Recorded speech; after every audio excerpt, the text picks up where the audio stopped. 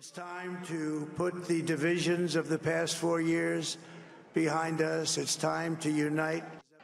Hear me when I say, the light of America's promise will always burn bright.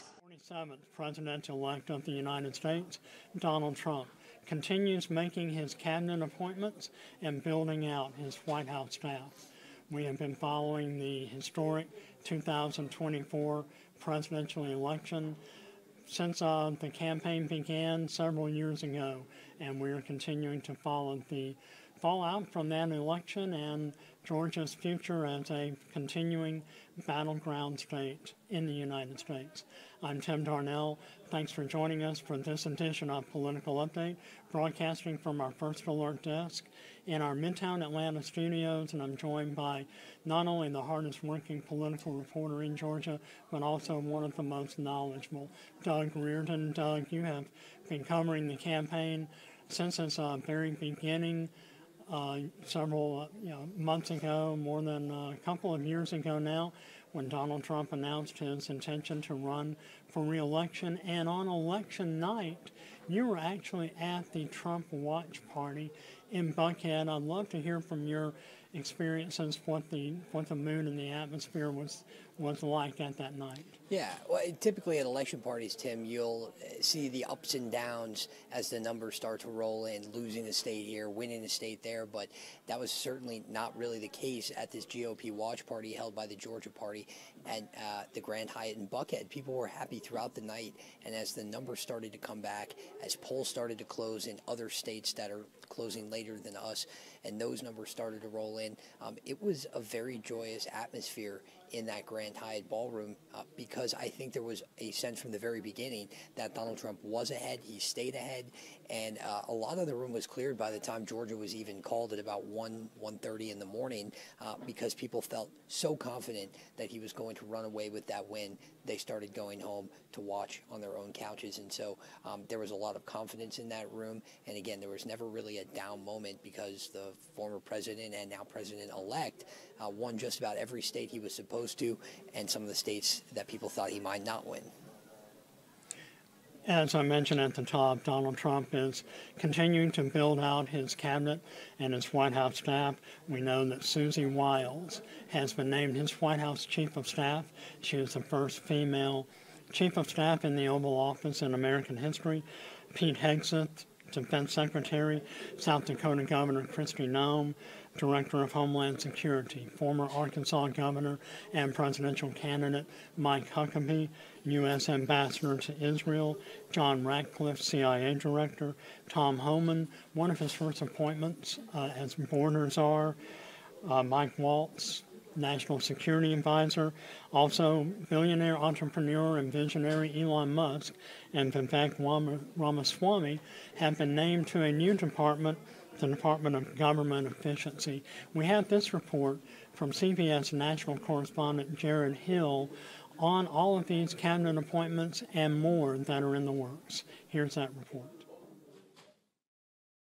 This morning, President-elect Donald Trump back at the White House, meeting with President Joe Biden, who once called him an existential threat to democracy. He believes in the norms. He believes in our institution. He believes in a peaceful transfer of power. The visit comes as Trump has been quickly building his new administration. Yesterday, the president-elect said billionaire Elon Musk and entrepreneur Vivek Ramaswamy will co-chair a newly created Department of Government Efficiency designed to dismantle government bureaucracy and slash excess waste, calling it the Manhattan Project of our time. Your money is being wasted, and the Department of Government Efficiency is going to fix that.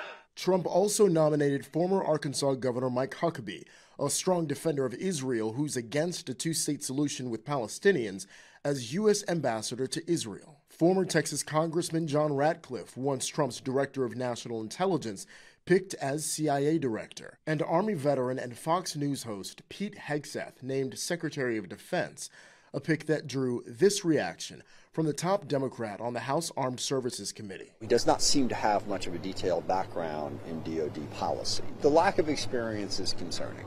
The new Republican-led Senate will have to confirm Hegseth and other Trump cabinet-level picks in the coming weeks. Jared Hill, CBS News. That was Jared Hill from CBS News. And Doug, we were talking about Georgia and how it went for Donald Trump. We had been speculating in the days leading until election night that with all of the massive numbers, record-setting numbers of Georgia voters who took advance of early voting, that we were perhaps anticipating Georgia to be called possibly before midnight. Didn't happen, came around 1 a.m., but still the mood, as you were saying, at the Trump headquarters here, or the GOP Watch Party, was ecstatic. And one very ardent Georgia Trump supporter, Kelly Loeffler, has been named to his transition team. Tell us how all that came about. So Loeffler, who was a former U.S. Senator from Georgia and was a huge, not only financially Trump supporter, but also on the campaign trail, she was a huge surrogate. You saw her at just about every rally. The president would often call out to her at rallies when she was sitting in the crowd. She's going to lead his inaugural committee, which is the group that's put together to handle the logistics for the January 20th inauguration. It's a big deal. It's mostly ceremonial, but it's also kind of a thank you and a bone to throw to people who have been loyal supporters of you. And as you look at the president-elect building out his cabinet, you can see that he is fulfilling a promise to install loyalists at these really high-level positions. Of course, it's really no secret what some former members of Trump's administration in the first go-around now say about him, that he's dangerous.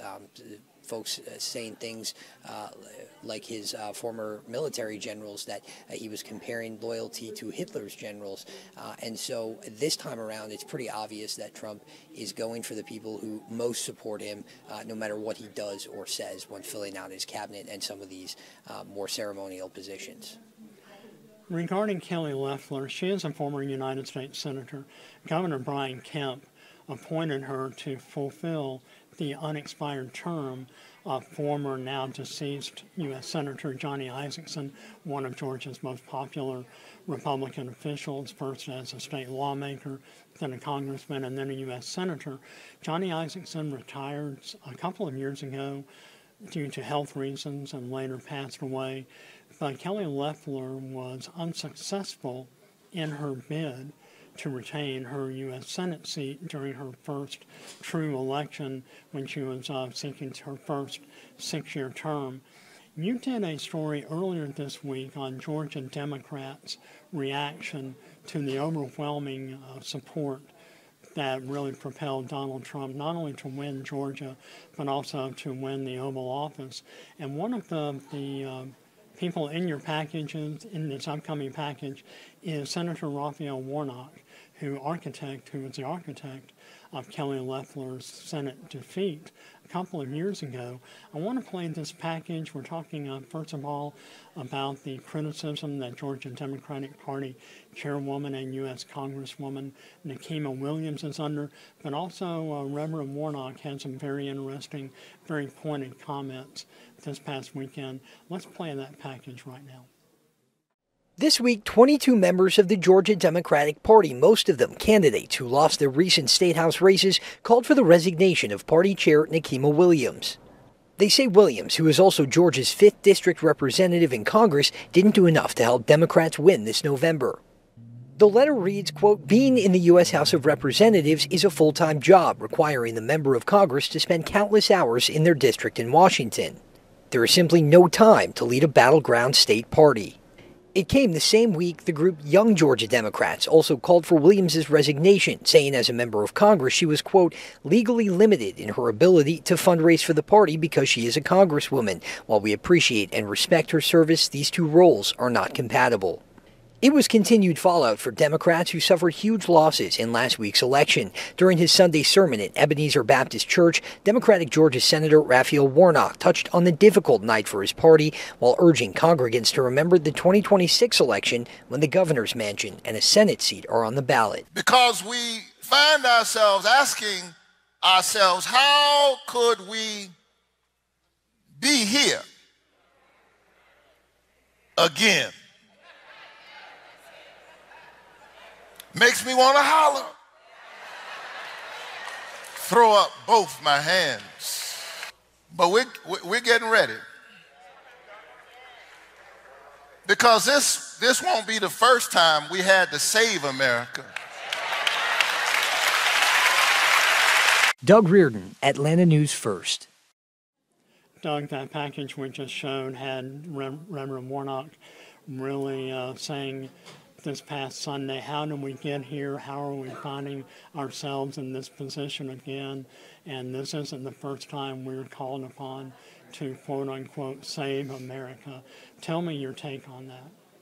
Well, I think there's a lot of disappointment in Democratic circles, to be honest with you. I knew that Democrats have been expecting a close race here in Georgia, places like North Carolina and places like Michigan, but they didn't pan out that way, and it was because President-elect Trump had gotten so much support, an increase in support where he already had it, from a lot of groups that people might be surprised by, suburban voters, urban voters, especially black men and Latino men. He got almost 50% of the Latino male vote and almost 40% of the Latino women vote, and I know we'll talk about that more in a minute, but these were the types of things that were really baffling Democrats and I think really upsetting to them. I had a state senator, Jason Estevez, come and the day after the election tell me that it was time to do some soul searching in the Democratic Party. He said it was a wake-up call, and so when you hear Democrats use this type of language, it's pretty obvious that they're not feeling good about the direction of their party at the state level or at the federal level, because we heard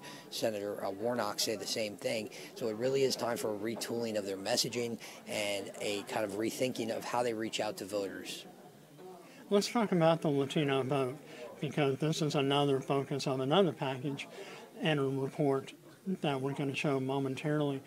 Donald Trump, I mean, the last couple of election cycles, this is the third election cycle, his third consecutive time appearing on a GOP ballot for the White House, he has really made a lot of inroads in a voting demographic that has, may feel that they have been taken for granted by the Democratic Party. Talk about that just a little bit. Yeah, and when we talked to a couple Latino voters who cast ballots for Trump, it actually made a lot of sense, right? When you think about the values that the Latino community has, strong nuclear families, very small business oriented, very highly religious as well, it matches up more with what the GOP has going for it in its messaging than what the Democrats do. And it's been this way for a long time, but again, it's kind of a misnomer that Latino males and Latina females vote Democrat by default.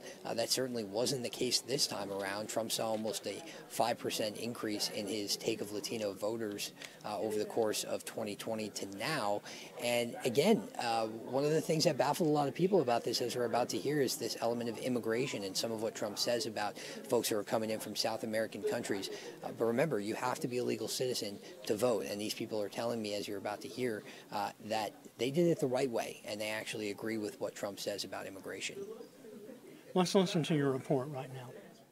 Again, family, faith, right? And the strong culture, strong communities. Angel Rosario has been an advocate in the Georgia Latino community for decades. He doesn't understand why people are perplexed that Donald Trump captured almost half of Latino men and almost 40% of Latina women in this week's election. They're Democrat. They make an assumption that they're Democrat. And, and it's like, we're a lot bigger than that, right? We're about working hard. We're about opportunity. We're about strong families. We're about strong faith.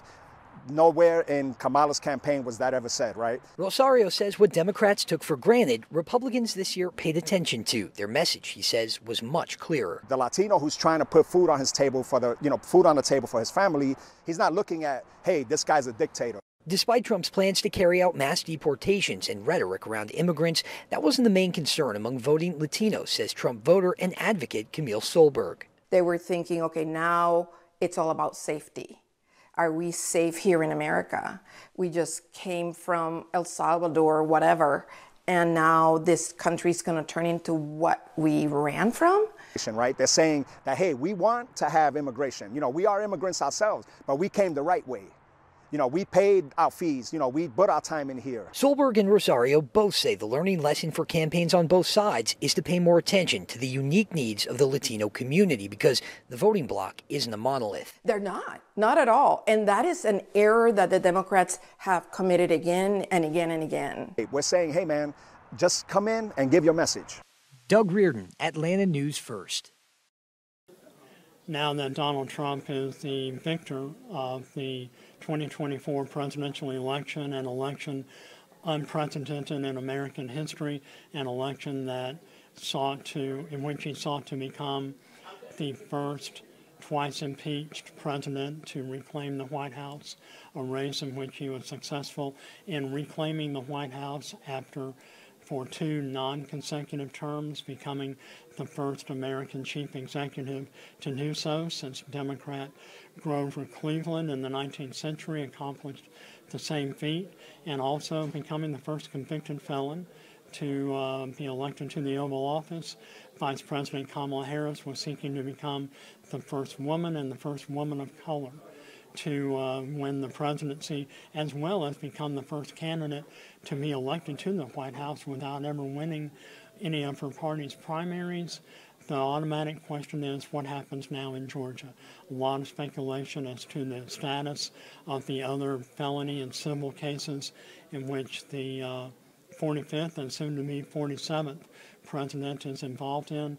Georgia obviously is front and center with that.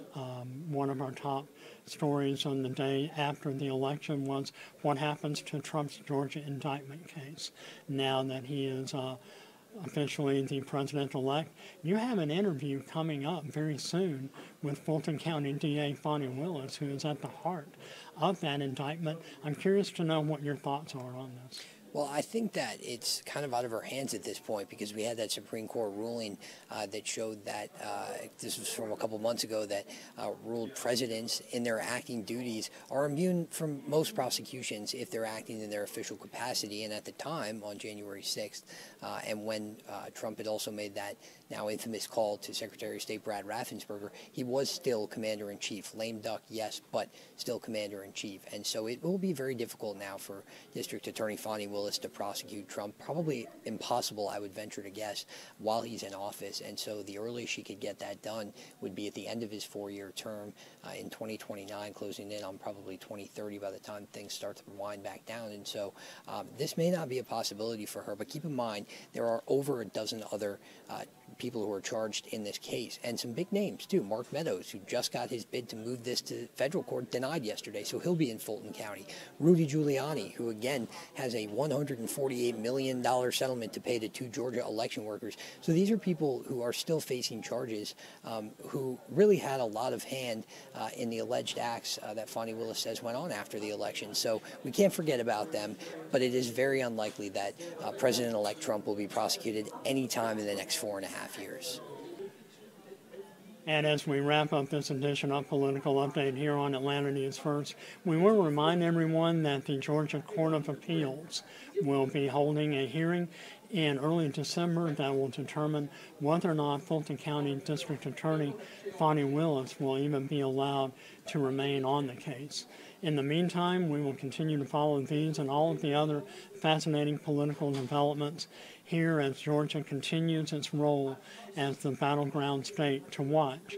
In the nation, you can watch all of our podcasts on our YouTube page, the Atlanta News First YouTube page, and listen to all of our podcasts on Spotify, Apple, Amazon, or wherever you download and listen to your favorite podcast. Thanks for watching and listening to this edition of Political Update on Atlanta News First.